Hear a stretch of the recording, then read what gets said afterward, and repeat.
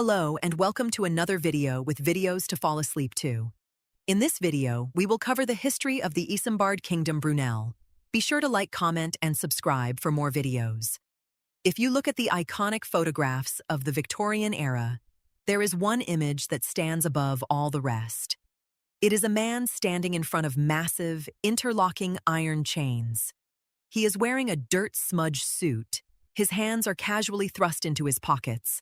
A cigar is clamped firmly between his teeth, and perched atop his head is a towering, impossibly tall stovepipe hat. He looks arrogant. He looks defiant. He looks like a man who has looked at the physical limits of the natural world and decided, quite simply, to ignore them. His name was Isambard Kingdom Brunel. To call Brunel an engineer is like calling Shakespeare a typist. Brunel was a visionary, an artist, a tyrant, and a workaholic of terrifying proportions. He did not just build bridges, railways, and ships. He built the modern, interconnected world. He looked at the map of Britain, and then the map of the globe, and decided to conquer geography itself. This is the story of the Little Giant, a man who dragged the 19th century, kicking and screaming, into the industrial age of iron and steam. Act 1. The Mud, the Blood, and the River. To understand Isambard, you must understand his father, Marc Isambard Brunel. Marc was a brilliant French engineer fleeing the French Revolution who settled in England. He raised his son to be an engineering prodigy. By the age of 8, Isambard was mastering Euclidean geometry. By his teens, he was serving as his father's chief assistant. And his father had taken on an impossible task, building the first ever tunnel beneath a navigable waterway. The Thames Tunnel in London. Today, tunneling under a river is standard practice. In the 1820s, it was considered madness. The riverbed was treacherous. It was a suffocating, terrifying environment of raw sewage, methane gas, and absolute darkness, illuminated only by flickering gas lamps. At just 20 years old, Isambard was appointed resident engineer. He practically lived in the tunnel. He worked 36-hour shifts, often sleeping on a pile of bricks near the digging face. But water is a relentless enemy. On January 12, 1828, the river broke through. With a roar like a cannon, the roof of the tunnel collapsed. A tidal wave of freezing, black, sewage-filled water violently blasted into the tunnel. The gas lights instantly extinguished, plunging the men into pitch darkness. Men were swept away. Screams echoed in the dark. 6 workers drowned in the deluge. Isambard himself was caught in the torrent, his leg pinned by falling timber. With the water rising to his neck, he miraculously managed to free himself, fighting the crushing current to swim up the shaft to safety. He was pulled out, unconscious, bleeding, and severely injured. It was a trauma that would have made any normal man run away from engineering forever. But Brunel was not a normal man. While recovering in bed, confined for months, he didn't rest. He entered a design competition for a bridge. The river had tried to kill him, so he decided he would conquer the sky. Act 2. The Gorge and the Audacity of Youth. While recovering in Bristol, Brunel heard about a competition to build a bridge across the Avon Gorge. The Avon Gorge is a terrifying, sheer drop of limestone cliffs, plunging 250 feet down to a tidal river.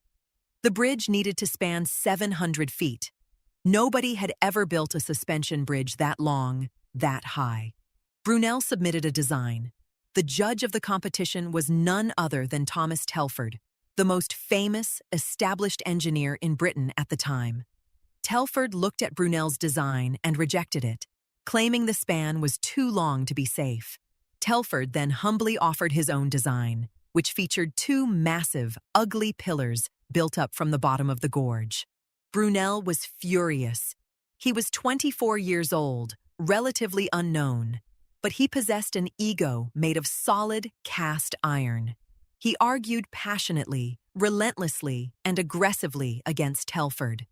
He essentially told the great master that his design was cowardly and ugly. Brunel's argument. A bridge is not just about getting from point A to point B. It must be beautiful. It must be a testament to human courage. Through sheer force of will, charisma, and undeniable mathematical brilliance, Brunel convinced the committee to overturn their decision. He won the contract. He designed the Clifton Suspension Bridge. It was a masterpiece of Egyptian-inspired architecture and iron tension. Tragically, due to funding issues and riots in Bristol, the bridge was not completed in his lifetime. But it stands today as his monument, a soaring, impossible span of iron wire hanging in the clouds. But a bridge was only one point on a map. Brunel wanted to connect cities. Act 3. God's Wonderful Railway and the Box Tunnel. In 1833, the merchants of Bristol needed a faster way to transport their goods to London. They hired the 27-year-old Brunel to build a railway. Most engineers would have simply surveyed the flattest, easiest route, laid down the tracks, and collected their paycheck. Not Brunel. Brunel didn't just want a railway. He wanted the fastest, smoothest, most magnificent railway on Earth, the Great Western Railway, or, as the public would soon call it, God's Wonderful Railway. At the time, the standard width between railway tracks, the gauge, was 4 feet 8.5 inches. Why? Because that was the width of an old Roman chariot, which dictated the width of a horse cart, which dictated the first coal carts. Brunel looked at this and laughed. Why base the future of steam technology on the backside of a Roman horse? He threw out the standard gauge. He invented his own, the broad gauge, 7 feet and 1/4 inch. His logic was flawless. A wider track meant a lower center of gravity. A lower center of gravity meant the trains could carry larger wheels. Larger wheels meant they could go much, much faster without derailing.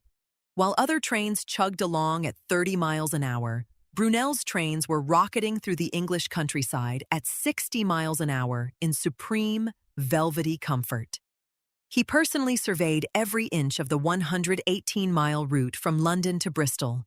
He built magnificent viaducts like the Warncliffe Viaduct. He built the glorious Paddington Station in London, a cathedral of wrought iron and glass. But his greatest, most controversial triumph on the line was the Box Tunnel.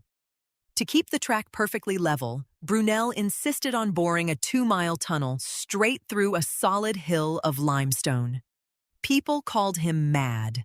They said it was impossible. They said passengers would suffocate in the dark. It took thousands of men working with pickaxes, gunpowder, and candlelight for 5 years to blast through the rock. Dozens of men died. But when it was finished, it was an architectural marvel. And here is where the myth of Brunel's ego reaches its absolute zenith. There is a legend, fiercely debated by historians, but entirely consistent with the man's character, that Brunel intentionally designed the alignment and gradient of the 2-mile box tunnel so that on one specific day of the year, the rising sun would shine straight through the tunnel from one end to the other. That day? April 9th. Isambard Kingdom Brunel's birthday. He didn't just build a railway, he aligned the cosmos to celebrate himself. Act 4. The Flaw and the Vacuum. But I must be honest with you. Brunel was not infallible. When you live your life at the absolute bleeding edge of technology, you are going to bleed. To extend the railway down into the steep hills of Devon, Brunel tried something wildly experimental. The atmospheric railway. Instead of heavy steam locomotives pulling the trains, he laid a continuous cast-iron pipe between the rails. A stationary pumping engine would suck the air out of the pipe, creating a vacuum.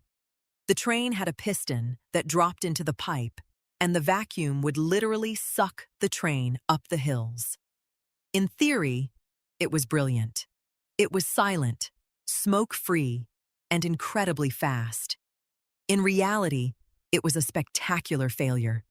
To keep the vacuum seal airtight, the pipe had a continuous leather flap greased with tallow.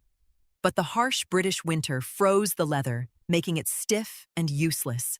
and the hot British summer melted the tallow.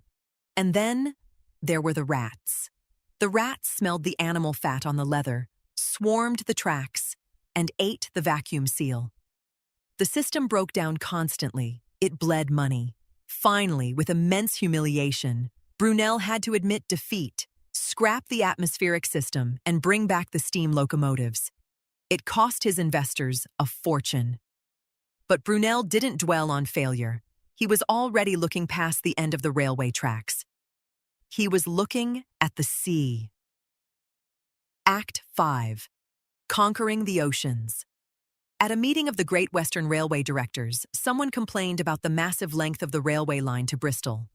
Brunel supposedly leaned back, took a puff of his cigar, and said, "Why not make it longer? Why not have a steamboat from Bristol to New York and call it the Great Western?" The room went silent. Up until this point, steamships were only used for short coastal hops or rivers. Everyone knew that a steamship couldn't cross the Atlantic. The physics were considered impossible. A ship couldn't carry enough coal to power the engines all the way across. It would run out of fuel halfway. Brunel, the mathematician, did the calculations in his head. He realized that the carrying capacity of a ship increases by the cube of its dimensions, but the water resistance only increases by the square. In plain English, if you build a ship big enough, it can carry more than enough coal to push its own weight across an ocean. So, he built the SS Great Western. It was the largest passenger ship in the world, built of wood and powered by massive paddle wheels. It crossed the Atlantic in just 15 days, having the time of a sailing ship. But Brunel was already bored with wood and paddle wheels. For his next trick, he built the SS Great Britain. This was perhaps the most revolutionary vessel ever launched. He threw out the wood and built the hull entirely of iron. People laughed at him. "Iron sinks," they cried. He ignored them. Then he threw out the paddle wheels. He installed a massive 6-bladed screw propeller at the back of the ship. The SS Great Britain is the grandmother of every modern ship on the ocean today. Iron hull, screw propeller. It changed maritime history forever.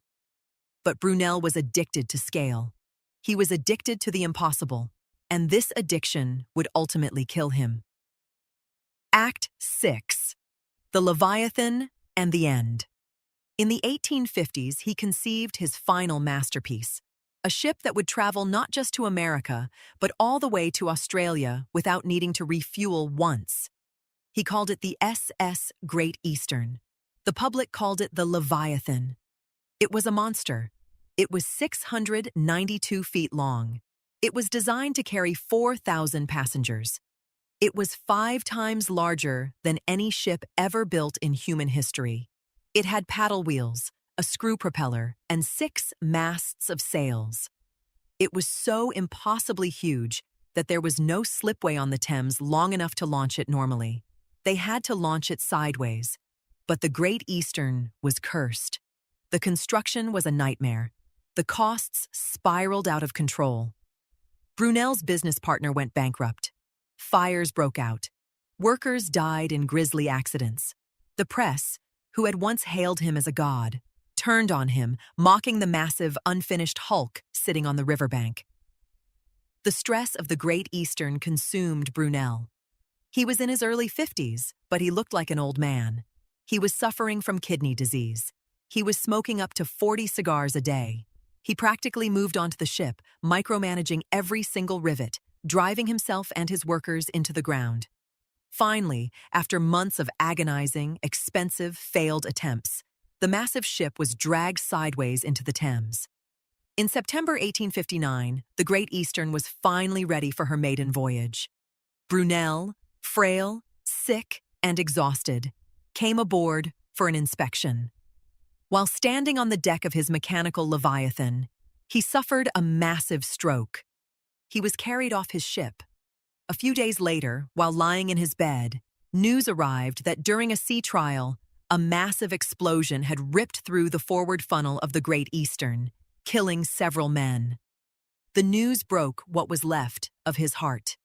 Isambard Kingdom Brunel died on September 15, 1859. He was 53 years old. Epilogue: the architect of the future. So how do we measure the life of Isambard Kingdom Brunel? He wasn't a perfect man. He was arrogant. He was dismissive of those who couldn't keep up with his intellect. He burned through his investors' money, and his obsessive pursuit of scale cost him his health and ultimately his life. But travel across Britain today. Catch a train out of London Paddington, look up at the arches of wrought iron and glass that still stand 170 years later. Ride through the Box Tunnel. Stand on the edge of the Avon Gorge and look at the Clifton Suspension Bridge hanging in the mist. Go to Bristol and touch the iron hull of the SS Great Britain. He left his fingerprints across the entire geography of a nation.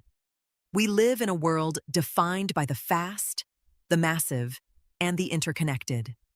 We take for granted that we can cross oceans in days or traverse countries in hours. But someone had to be the first to look at a muddy riverbank, or a sheer cliff face, or a terrifyingly wide ocean and say, "I will put a path there." Brunel did not just build the 19th century. He forced humanity